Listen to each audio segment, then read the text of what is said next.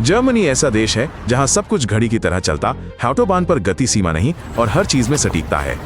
पर क्या तुम जानते थे कि जर्मन आज भी हर साल लगभग 2000 टन दूसरे विश्व युद्ध के न फटे बम ढूंढते और निष्क्रिय करते हैं? कल्पना कीजिए, नया घर बन रहा है या मॉल का गड्ढा खोद रहे हैं, तभी एक एक्सकेवेटर को जंग लगा धातु का सिलेंडर मिलता है।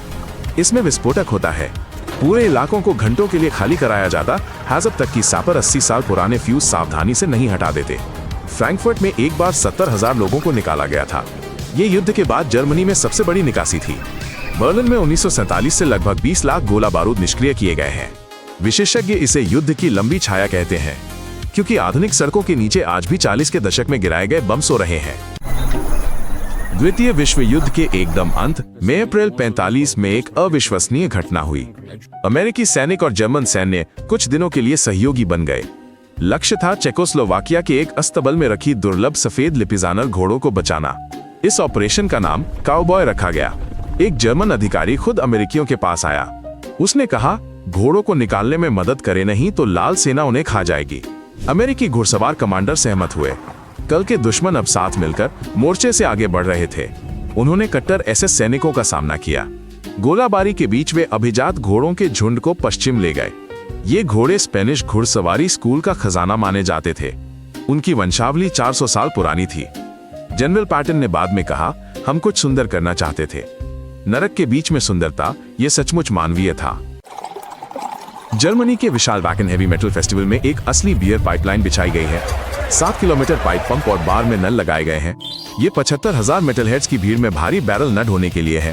पहले बियर के ट्रक मैदान को कीचड़ में बदल देते थे। वे जाम लगाते थे और बारटेंडर अगले बैरल का इंतजार करते थे। अब बियर सीधे पाइप से बहती है, 6 सेकंड में 6 मग बिना किसी देरी के। 3 दिनों में इस सिस्टम से 4 लाख लीटर बियर गुजरती है। प्रशंसक मजाक करते हैं कि ये दुनिया की सबसे मैत्रीपूर्ण पाइपलाइन है। जर्मनों ने एक आम समस्या का इंजीनियरिंग समाधान निकाला। समस्या थी कि संगीत रुके बिना इतनी बड़ी भीड़ को कैसे पिलाया जाए। ये जर्मन व्यावहारिकता है। उन्होंने 10 लाख यूरो लगाए। अब घास भी सही है, कारें भी छोटी हैं और बियर ठंडी है। एडोल्फ हिटलर का एक भतीजा विलियम था। वो अमेरिकी नौसेना में था। उसने अपने चाचा के खिलाफ लड़ाई लड़ी। विलियम लिवरपूल में पैदा हुआ था। उसने नाजी जर्मनी में करियर चाहा। वो अपने चाचा से मिला भी था। झगड़ों और ब्लैकमेल के बाद हिटलर ने उसे मेरा घिनौना भतीजा कहा। विलियम भाग गया। पहले वो इंग्लैंड गया, फिर अमेरिका चला गया। उसने मैं अपने चाचा से नफरत क्यों करता हूं लेख लिखा। वो नाजियों पर लेक्चर भी देता था। जब युद्ध शुरू हुआ, उसने राष्ट्रपति रूजवेल्ट को पत्र लिखा। सेना में शामिल होने की अनुमति मांगी। FBI ने उसकी जांच की, फिर उसे मंजूरी दे दी। मार्च 1944 में विलियम हिटलर ने अमेरिकी नौसेना के स्वास्थ्य कर्मी की वर्दी पहनी। उसने 3 साल सेवा की। वो घायल हुआ और पर्पल हार्ट मिला। युद्ध के बाद उसने अपना उपनाम बदला। वो लॉन्ग आइलैंड चला गया और शांति से रहने लगा।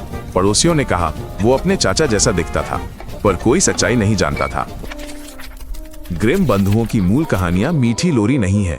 पहले संस्करणों में सिंड्रेला की बहनों ने जूते में फिट होने के लिए अपनी उंगलियां और एड़ियां काट लीं। शादी में कबूतरों ने उनकी आंखें निकाल लीं।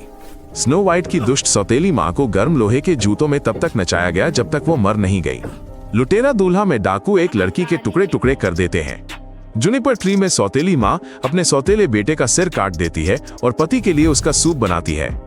भाइयों ने 19वीं सदी की शुरुआत में इन्हें जर्मन लोक कथाओं के रूप में एकत्र किया। ये चुनाव के परिणामों के कठोर सबक थे। बाद में उन्होंने कुछ यौन संदर्भों को नरम किया पर क्रूरता बढ़ा दी।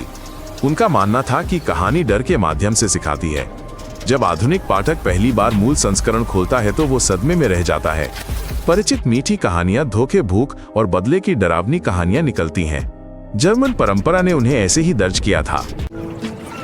उत्तरी जर्मनी में एक जगह है, वहां दिन में 2 बार समुद्र बहुत दूर चला जाता है, फिर पैदल द्वीप तक जाया जा सकता है। मुख्य भूमि और न्यूयॉर्क द्वीप के बीच रेत का मैदान खुलता है। ये ज्वार भाटे के दौरान होता है। यहाँ पोखर, झरने और समुद्री काई होती है। सुबह जहाँ लहरें थीं वो खुला है। रास्ता ऊंची लाठियों से चिन्हित है। अगर कोई देर करता है तो बचाव टॉवर पिंजरे हैं। कुछ घंटों में ज्वार वापस आ जाएगा। ये सब कुछ फिर से ढक देगा। लोग रबर के जूते पहनकर चलते हैं। कभी कभी वे घोड़ों के साथ नीची गाड़ियों में जाते हैं। उन्हें समुद्री चिड़ियों की चीखें सुनाई देती हैं। घटते पानी की धीमी फुसफुसाहट भी सुनाई देती है। ये एक अजीब एहसास है। आप एक ऐसी सड़क पर चलते हैं जो 3-4 घंटे ही रहती है, फिर वो पानी के नीचे गायब हो जाती है। पर्यटक केकड़ों और सीपियों के साथ तस्वीरें लेते हैं। स्थानीय लोग इस प्राकृतिक अजूबे के आदी हो चुके हैं। समुद्र चला जाता है, समुद्र लौट आता है। ये सदियों से ऐसा ही है। जर्मनी को दक्षता और व्यवस्था के लिए सराहा जाता है, पर यहाँ रहने पर पहले जर्मन नौकरशाही से मुलाकात होगी। दस्तावेजों के लिए मोटी फॉर्म भरे, हफ्तों पहले अपॉइंटमेंट ले, कई मूल कागजात लाएं और कभी कभी फैक्स भी भेजें। हाँ, 21वीं सदी में भी फैक्स। कई सेवाएं ऑनलाइन स्थिति नहीं बताती, बस डाक से पत्र का इंतजार करना होगा। लोग सुबह खाली स्लॉट ढूंढते हैं, जैसे कॉन्सर्ट टिकट, और अधिकारी मोहरे व हस्ताक्षर बहुत पसंद करते हैं। जर्मन भी इससे नाराज हैं। व्यवसाय का समय और नागरिकों के धैर्य की हानि होती है। डिजिटलीकरण हो रहा है, पर बहुत धीरे। नए लोगों के लिए सरल सलाह: धैर्य रखें, दस्तावेज फोल्डर खरीदें, स्प की प्रतियां रखें और एक अतिरिक्त फोल्डर भी। उस देश में स्वागत है जहां व्यवस्था बलिदान मांगती है। 19वीं सदी के अंत में जर्मन कंपनी बायर ने कफ के लिए एक नई दवा हेरोइन लॉन्च की। आज हम इसे सबसे खतरनाक ड्रग मानते हैं, पर तब ये बिना प्रिस्क्रिप्शन बच्चों को भी बिकती थी। डॉक्टरों ने इसे मॉर्फिन का सुरक्षित विकल्प माना, जबकि मॉर्फिन भी लत का कारण था।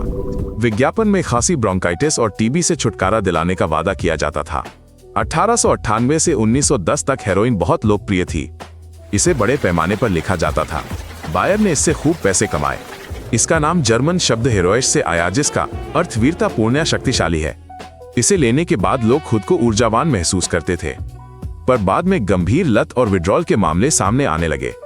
20वीं सदी आते आते दुनिया ने अपनी गलती समझी और इस पर प्रतिबंध लगा दिए। आज ये अजीब लगता है, पर 100 साल पहले फार्मास्यूटिकल उद्योग अपनी गलतियों से सीख रहा था। जर्मनी में हाईवे पर पेट्रोल खत्म होने पर रुकना मना है। ऐसा करने पर जुर्माना लगता है। जर्मनों का तर्क पक्का है: देर से ईंधन न भराना आपकी गलती है। ईंधन खत्म होना टाली जा सकने वाली खराबी है। हाईवे पर रुकना सबके लिए खतरनाक है। आप पहले ही ईंधन भर सकते थे, समय पर पंप पर मुड़ सकते थे, पर आपने ऐसा नहीं किया तो जुर्माना भरें। सड़क सेवाएं ड्राइवरों को याद दिलाती हैं: ईंधन गेज देखें, यात्रा की योजना बनाएं, पहुंचेंगे या नहीं की रूसी रूलेट न खेलें। असली तकनीकी खराबी अपवाद है जिसकी भविष्यवाणी नहीं की जा सकती। तब भी तुरंत इमरजेंसी साइन लगाएं, रिफ्लेक्टिव जैकेट पहने और मदद बुलाएं। लेकिन खाली टैंक, क्षमा करें, या मान्य कारण नहीं है। उस देश में स्वागत है जहां लापरवाही की सजा मिलती है। जर्मनी के रॉइटलिंगन शहर में एक गली है। ये सबसे संकरे स्थान पर 30 सेंटीमीटर चौड़ी है। इसे गिनीज बुक में दुनिया की सबसे संकरी गली का दर्जा मिला है। ये 2 पुराने घरों के बीच एक छोटा रास्ता है। ये 19वीं सदी के अंत में आग के बाद बना। इसे शुरू में नाली के रूप में छोड़ा गया था। बाद में इसे स्प्रोयरहोफस्ट्रॉस नाम की पूरी गली माना गया। पर्यटक यहाँ झुंड में आते हैं। वे बगल से रेंग कर जाते हैं। लोग हाथ फैलाकर तस्वीरें लेते हैं। वे हंसते हैं और सांस रोके बिना निकलने की कोशिश करते हैं। शहर को इस अजीब रिकॉर्ड पर गर्व है। उन्होंने एक तख्ती लगाई है। वे पोस्ट कार्ड और स्मृति चिन्ह बेचते हैं। ये सिर्फ घरों के बीच एक दरार लगती है, पर इसने इस शांत जर्मन शहर को दुनिया भर में मशहूर किया। कभी कभी सबसे अप्रत्याशित चीजें पहचान बन जाती हैं। जर्मनी के बारे में ये 10 तथ्य थे। यदि आपको कुछ नया पता चला तो लाइक करें। अगले दिलचस्प देश के बारे में जानने के लिए सब्सक्राइब करें। अलविदा।